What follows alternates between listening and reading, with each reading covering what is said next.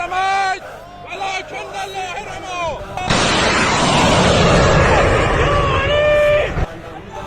الله أكبر. وما رمیت اذ رمیت ولکن اللہ رما. اور اے نبی آپ نے بھی جو کنکریوں کی مٹھی بھر کر پھینکی تھی، فرمایا اور آپ نے جب وہ کنکریوں کی مٹھی پھینکی تھی،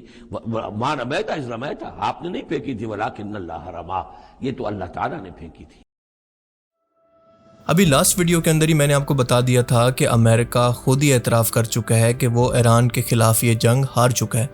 بے شک فتح آ چکی اور دشمن ناکام ہو گیا، اور یہ کوئی عام بات نہیں ہے کہ دنیا کی سپر پاور کو جھکا کر آج کے دور کے صلح حدیبیہ کی طرف لے کر آنا. مطلب وہ سپر پاور جس کے پاس دنیا کے سب سے جدید ہتھیار، دنیا کی سب سے ایڈوانس آرمی، سب سے زیادہ ملٹری ایئر بیس اور ڈیفنس بجٹ اور نیٹو جیسے اتحادی ہوں. یعنی یہ ایران پر اللہ کی طرف سے غیبی مدد ہے، اور اللہ کی غیبی مدد بھی انہی لوگوں پر آتی ہے جو کہ دنیاوی اسباب اختیار کرنے کے ساتھ ساتھ اللہ کی ذات پر بھروسہ بھی کرتے ہیں، جیسا کہ ایران نے کیا. اس جنگ کے اندر ایران کی سب سے بڑی طاقت اس کے ڈرونز، اس کی ملٹری اسٹریٹجی اور اس کی عالمی سپورٹ نہیں تھی، بلکہ اس کا اللہ پر یقین تھا، اور وہ اس جنگ کو مسلمانوں کی یہود و نصارہ کے خلاف جنگ کے طور پر لڑ رہا تھا. ذرا یہ ویڈیو دیکھیں اور ایرانی فوج کے جذبے اور ایمان کے لیول کا اندازہ لگائیں کہ یہ اسرائیل کی طرف میزائل مارتے ہوئے کیا پڑھ رہے ہیں. بسم الله الرحمن الرحيم. وما رميت إذ رميت ولكن الله رمى.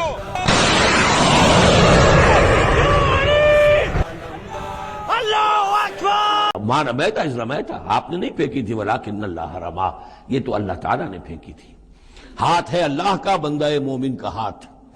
وَلِيُبْلِيَ الْمُؤْمِنِينَ مِنْهُ بَلَاءً حَسَنًا، تاکہ اللہ تعالیٰ اہل ایمان کے جوہر نکھارے، ان کے اندر کی چھپی ہوئی جو صلاحیتیں ہیں، مخفی ہیں، انہیں اجاگر کرے. قرآن کی وہ آیت جس کے اندر اللہ فرماتا ہے کہ اے نبی جب آپ نے کنکر پھینکے تھے تو وہ آپ نے نہیں پھینکے تھے بلکہ اللہ نے پھینکے تھے.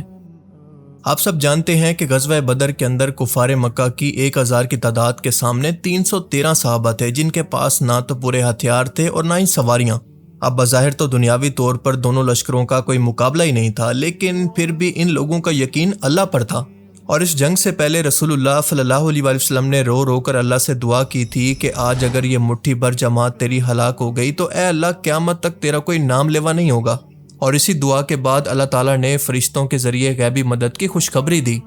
اب جنگ شروع ہوئی تو ایک موقع ایسا آیا کہ جب کفار مکہ کا دباؤ مسلمانوں پر بہت بڑھ گیا، اور اسی دوران حضرت جبرائیل علیہ السلام نے رسول اللہ صلی اللہ علیہ وسلم سے عرض کیا کہ آپ زمین سے مٹی اٹھا کر ان کافروں کی طرف پھینکیں. رسول اللہ صلی اللہ علیہ وسلم نے نیچے جھک کر زمین سے ایک مٹی یعنی خاک اٹھائی، جس کے اندر باریک مٹی اور چھوٹے چھوٹے کنکر شامل تھے. اس کے بعد آپ صلی اللہ علیہ وسلم نے قریش کے لشکر کے چہروں کی طرف رخ کیا اور انتہائی جلال اور یقین کے ساتھ یہ تاریخی الفاظ بولے کہ یہ چہرے بگڑ جائیں، مسخ اور رسوا ہو جائیں. یہ الفاظ کہتے ہی آپ صلی اللہ علیہ وسلم نے وہ مٹھی بھر کر مٹی ان کی طرف اچھال دی، اور مٹی کا پھینکنا تھا کہ اللہ کی قدرت کا وہ عظیم معجزہ رونما ہوا جس نے جنگ کا پاسا ہی پلٹ دیا. کیونکہ دنیا کے فزیکل قانون کے مطابق ایک انسان کے ہاتھ سے پھینکی گئی مٹی کچھ ہی فٹ دور جا کر گرتی ہے، لیکن اللہ نے اس مٹی کو ایک تیز رفتار، ہولناک اندھیری اور طوفان کی شکل دے دی. اور وہ مٹی قریش کے لشکر کے اندر اس طرح سے پھیلی کہ وہاں پر موجود ایک کافر بھی ایسا نہیں بچا جس کی آنکھوں کے اندر، ناک کے اندر اور منہ کے اندر وہ مٹی اور کنکر نہ گھسے ہوں. مشرکین مکہ اچانک سے اس غیبی آفت سے حواس باختہ ہو کر گھبرا گئے اور لڑنے کی بجائے اپنی اپنی آنکھیں ملنے لگے. یا آسان الفاظ کے اندر ان کا پورا ڈیفنس سسٹم درم برم ہو گیا اور ان کے لشکر کے اندر شدید افراتفری مچ گئی. اب مسلمانوں نے ان کفار کو اس طرح سے اچانک بے بس اور اندھا ہوتے دیکھا تو اللہ کے حکم سے بھرپور اور فیصلہ کن حملہ کر دیا. اور اسی غیبی مدد کے نتیجے میں قریش کے بڑے بڑے سردار جس کے اندر ابو جہل بھی شامل تھا مارے گئے، اور مسلمانوں کو ایک ایسی تاریخی فتح نصیب ہوئی جس نے عرب میں اسلام کی دھاک بٹھا دی. اس کا مطلب یہ ہے کہ اسلام کا پہلا اصول یہ ہے کہ سب سے پہلے اپنے مادی اسباب یعنی اپنے ہتھیار اور اپنی تیاری کو پوری طاقت کے ساتھ تیار کرو، اور اس کے بعد نتیجہ اللہ پر چھوڑ دو. اور ایران نے بھی اس جنگ کے اندر وہی کچھ کیا ہے. اس نے کئی سالوں کے امریکہ کے اتحادیوں کے بائیکاٹ اور سخت ترین پابندیوں کے باوجود اپنے ڈیفنس کو مضبوط کیا. مطلب دنیاوی اسباب اختیار کیے. انہوں نے دنیا کی سب سے بڑی طاقتوں کے سامنے جھکنے کی بجائے زیر زمین میزائل شہر یعنی میزائل سٹیز بنائے، اپنی ڈرون ٹیکنالوجی خود تیار کی اور اپنے ڈیفنس سسٹم کو ناقابل تسخیر بنایا. اور یہ بالکل ایسا ہی ہے جیسے بدر کے اندر مسلمانوں کے پاس جو کچھ بھی ٹوٹی پھوٹی تلواریں یا پھر اسباب تھے وہ سب سے پہلے انہوں نے جمع کیے اور اس کے بعد سجدے میں گر گئے، یعنی اس کی مدد اللہ پر چھوڑ دی. آپ ذرا غور کریں کہ غزوہ بدر کے اندر رسول اللہ صلی اللہ علیہ وسلم کے ہاتھ سے پھینکی گئی مٹی بظاہر ایک معمولی مادی چیز تھی، لیکن جب اللہ کے ساتھ اس کی رضا اور غیبی مدد شامل ہوئی تو اس نے سپر پاور قریش کے پورے ڈیفنس سسٹم کو، پورے کے پورے نظام کو اندھا کر دیا۔ اور بالکل ایسے ہی آج کے دور کے اندر جب ایران نے اسرائیل اور اس کے سرپرستوں کی طرف میزائل اور ڈرون داغے تو مادی اور اکانومیکل حساب سے وہ مغربی دفاعی نظام جیسے کہ آئرن ڈوم، ڈیوڈ سلنگ اور نیٹو کے ایئر ڈیفنس سسٹم کے سامنے یہ ویسے تو بہت ہی سستے اور معمولی تھے، لیکن جب وہ میزائل قرآن کی آیات پڑھتے ہوئے داغے گئے تو دنیا نے دیکھا کہ اربوں ڈالرز کا وہ جدید ترین ایئر ڈیفنس سسٹم جس کو دنیا ناقابل تسخیر کہتی تھی، ان کنکریوں کو روکنے میں ناکام ہو گیا اور وہ ہائی ٹیک دفاعی نظام دراصل مفلوج ہو کر رہ گیا۔ غزوہ بدر میں مٹی کے کنکروں نے کفار کو اندھا اور پینک کر دیا تھا اور وہ لڑنے کی بجائے اپنی آنکھیں ملنے لگے تھے، اور موجودہ جنگ کے اندر بھی بالکل یہ کچھ ہوا۔ جب ایران نے جوابی کارروائی کی تو دنیا کی سب سے بڑی فوجی طاقتیں جن کے پاس دنیا کے مہنگے ترین ہتھیار ہیں نفسیاتی طور پر مفلوج ہو گئی، اور ان کے دفاعی بجٹ اور نیٹو جیسے اطاعت دھرے کے دھرے رہ گئے، اور ان کے پورے نظام کے اندر ایسی افراتفری مچی ہے کہ وہ اسٹریٹجک سطح پر پسپائی اختیار کرنے اور صلح کی راہیں ڈھونڈنے پر مجبور ہو چکے ہیں۔ ایران کی فوج اور اس کی قیادت نے اس جنگ کو صرف ایک علاقائی یا پھر سیاسی جنگ یا پھر جیو پولیٹیکل وار کے طور پر نہیں لڑا، بلکہ انہوں نے اس کو ایک صہیونی اور دنیا کی شیطانی طاقتوں کے خلاف ایک اسلامی نظریاتی اور ایمانی مارکہ اس کو سمجھا، اور اس لیے بار بار ان کے خدا بال کو بھی آگ لگا کر ان طاقتوں کو یہ پیغام دیا کہ بہت جلد تم اور تمہارا یہ خدا پوری دنیا کے سامنے ذلیل و رسوا ہونے والے ہیں۔ آپ خود سوچیں کہ جس فوج کا جذبہ یہ ہو کہ وہ اللہ کے کلمے کی سربلندی اور مظلوموں کی حمایت کے لیے کھڑی ہو، وہ غزہ فلسطین کی جنگ کے لیے اکیلے لڑ رہی ہو، اسے اپنے خود کے مسلمان بھائی سپورٹ کرنے کی بجائے الٹا دشمن کی سپورٹ کر رہے ہوں، تو اس طرح کی فوج کا خوف بالکل ختم ہو جاتا ہے۔ اور میزائل داغتے وقت قرآن کریم کی ان آیات کی تلاوت دراصل اسی بات کا ثبوت ہے کہ ان کا بھروسہ اپنی ملٹری اسٹریٹجی سے زیادہ اللہ کی ذات پر تھا۔ اب کنکلوژن یہ ہے کہ ایران نے دنیا کو یہ دکھا دیا ہے کہ جب کوئی قوم دنیاوی اسباب کی حد تک اپنی پوری کوشش کر لیتی ہے اور پھر اس کے بعد دنیا کے سب سے بڑے مادی خداؤں یعنی سپر پاورز کے سامنے جھکنے سے انکار کر کے صرف اللہ کی ذات پر یقین رکھتی ہے، تو اللہ تعالیٰ آج کے دور کے اندر بھی مٹی کے ان کنکروں اور سستے میزائلوں کے اندر بھی وہ طاقت پیدا کر دیتا ہے جو کہ دنیا کے بڑے سے بڑے غرور کو خاک میں ملا دیتی ہیں۔ اس وقت صورتحال یہ ہے کہ 19 جون کو ایران اور امریکہ کے بیچ ایک MOU سائن ہونے جا رہا ہے جو کہ ایک عارضی ایگریمنٹ ہے، جبکہ اصل سیز فائر کا ایگریمنٹ ایک ہفتے کے بعد ہوگا۔ مطلب بظاہر تو دیکھنے میں ایسا لگ رہا ہے کہ یہ جنگ ختم ہو چکی ہے، اور اگر ناجائز ریاست دوبارہ لبنان پر حملہ کر کے یا پھر کوئی فالس فلیگ آپریشن کر کے اس کو توڑنے کی کوشش نہ کرے تو،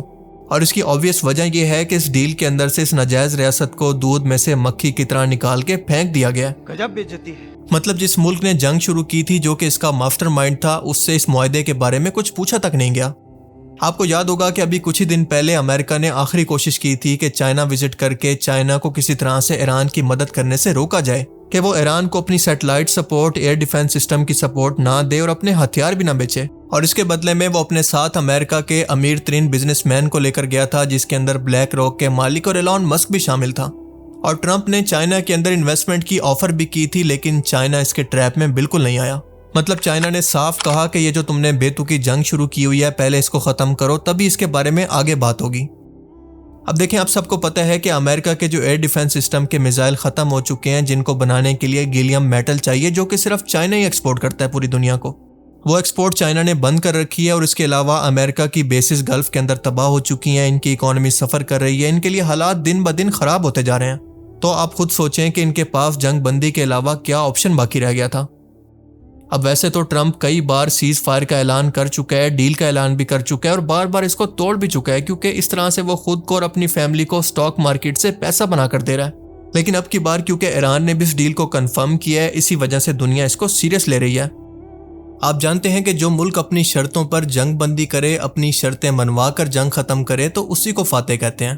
اور ایران نے اس جنگ بندی کی شرط یہ رکھی ہے کہ اگر یہ جنگ بندی ہوگی تو ہر ایک جگہ پر ہوگی، یعنی صرف ایران پر نہیں بلکہ یہ لبنان اور غزہ پر بھی اپلائی ہوگی، کیونکہ اس سے پہلے آپ جانتے ہیں کہ ٹرمپ نے یہ کہا تھا کہ لبنان اس جنگ بندی کا حصہ نہیں بنے گا، پر اب وہ اس پر بھی مان گیا ہے۔ دوسری شرط یہ ہے کہ ایران اپنا تیل بیچنے کے لیے اور انٹرنیشنل سوئفٹ پیمنٹ کا حصہ بن کر جہاں پر دل کرے گا، جتنا دل کرے گا اپنا تیل بیچ سکتا ہے، یعنی وہ اپنی مرضی کے مطابق جہاں پر چاہے جتنا چاہے تیل، اپنی گیس، اپنے منرلز آزادی سے بیچ سکتا ہے، کیونکہ آپ جانتے ہیں کہ تیل کی سپلائی بڑھے گی تو اس کی پرائسز آٹومیٹیکلی کم ہو جائیں گی، اور گلف کنٹریز کا تیل کا پروفٹ کم ہو جائے گا، اور آپ اندازہ لگا سکتے ہیں کہ اگر ایسا ہوتا ہے تو ایران گلف ملکوں سے بھی زیادہ امیر ہو جائے گا۔ اور ابھی تو یہ بھی کچھ نہیں ہے، کیونکہ اس کی اگلی شرط ہے کہ ایران کے تمام ایسٹس، چاہے وہ یو ایس کے اندر ہوں، چاہے نیٹو ملکوں کے اندر، چاہے گلف کنٹریز نے فریز کر رکھے ہیں، ان کو ریلیز کیا جائے۔ اور یہ رقم $300 بلین سے زیادہ کی بنتی ہے، جس کا مطلب یہ ہے کہ اگر ایسا ہوتا ہے تو ڈالر کی شارٹیج ختم ہو کر ایران کی کرنسی کی ویلیو اسکائی راکٹ کرنے لگے گی، اور وہ اگلا یورپ کچھ ہی سالوں کے اندر بن سکتا ہے۔ اگلی شرط یہ ہے کہ اس جنگ کے اندر ایران کا جو نقصان ہوا ہے، امریکہ اور اس کے اتحادی مل کر وہ نقصان پورا کریں گے۔ اس کے بعد اگلی شرط یہ ہے کہ ناجائز ریاست اور امریکہ کبھی بھی ایران پر دوبارہ حملہ نہیں کریں گے، اس کی گارنٹی کسی ملک کو لینا ہوگی۔ یعنی اس معاہدے کے اندر ہر وہ چیز شامل ہے جو کہ ایران کو مضبوط کر سکے۔ اب ذرا ڈیفرنٹ پراسپیکٹیو سے سوچیں تو یہ جنگ اصل میں ان کے لیے بھلائی لے کر آئی ہے، کیونکہ اگر یہ نہ ہوتی تو شاید ایران اس طرح سے دنیا کے اندر خود کی طاقت کو نہ منوا پاتا، اور آج یہ کامیابی اس کو حاصل نہ ہوتی۔ اب اس ایگریمنٹ کے اندر جو کہ ایران کی طرف سے پرپوزل کے طور پر پیش کیا گیا ہے، اس کے اندر 14 پوائنٹ ہیں، جس کے اندر اہم یہی شرطیں ہیں بس۔ جبکہ اگر دوسری طرف کی بات کریں کہ امریکہ کو اس ڈیل سے کیا ملا ہے، تو اس کے مطابق ایران نیوکلیر ہتھیار نہیں بنائے گا، اور جو انرچ یورینیم اس کے پاس ہے وہ اس کو ضائع کر دے گا۔ میں آپ کو پہلے بتا چکا ہوں کہ ایران کے پاس نیوکلیر ہتھیار موجود ہیں، بس وہ مزید پابندیوں کی وجہ سے اس کو شو نہیں کر رہا، کیونکہ اگر ایسا وہ کرتا ہے تو دنیا کہے گی کہ ہاں، ٹرمپ نے جو نیوکلیر ہتھیار ہونے کا دعویٰ کیا تھا وہ دراصل ایران کے بارے میں بالکل سچا تھا، اور اسی وجہ سے اس کی سپورٹ، امریکہ کی سپورٹ دنیا کے اندر بڑھ جائے گی۔ اس کے بعد اگلی شرط یہ ہے کہ ایران اسٹریٹ آف ہرمز کو کھول دے گا، فری ٹریڈ ہوگی، کسی کو نہیں روکا جائے گا، اور بس یہی بڑی شرطیں ہیں۔ اس کے علاوہ کوئی ایسی شرط نہیں ہے جو ایکسٹرا آرڈنری ہو۔ اور مزے کی بات یہ ہے کہ اس تمام ڈیل کے اندر ناجائز ریاست کو پوچھا ہی نہیں گیا، بلکہ اس کو یہ بتا دیا گیا ہے کہ یہ ایگریمنٹ ہو رہا ہے، اور اگر تم اس کو ایکسیپٹ نہیں کرتے ہو تو ہماری امداد اور ملٹری سپورٹ سب کچھ تمہارے لیے ختم ہو جائے گا۔ اور دوسری طرف اگر ناجائز ریاست اس کو مان لیتی ہے تو آج سے پہلے اس سے بڑی ضلالت اس کے لیے کوئی نہیں ہوگی، کیونکہ وہ کسی کے حکم پر اپنے ملک کا فیصلہ کر رہا ہے۔ اب دیکھیں، بات تو فنی ہے، لیکن یہ ڈیل مجھے کچھ اس طرح کی لگ رہی ہے۔ ایک تیرا، ایک میرا، دو تیرا، دو میرا، تین تیرا،